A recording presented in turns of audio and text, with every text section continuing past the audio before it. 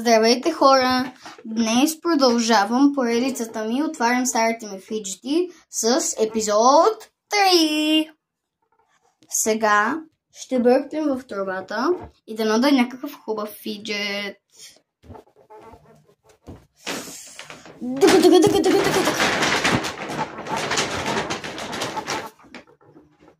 Паднаха ми се сега две, така че ще покажа и двете.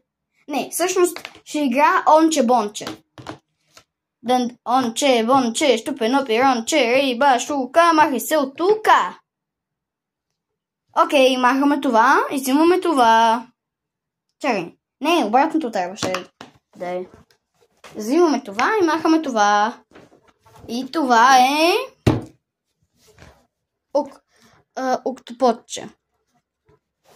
Но то е специално. Вижте, значи сега. Чакайте да сложа камерата. Ама така ще ме покажа лицето. Чакайте.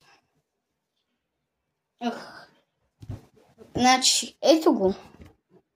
Това е едно много хубаво фиджетче, което си го купихме един път с кака ми. Той е ключодържател. Ние имаме много такива и ги наричахме ото. Ото 1, ото 2, малкото, голямото и може да го променяте. Сега е ядосан ото, сега е щастлив ото.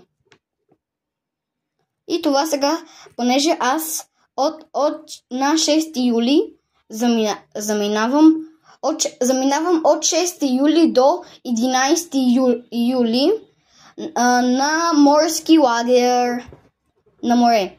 И това сега мисля да се го закача на куфара. Чао!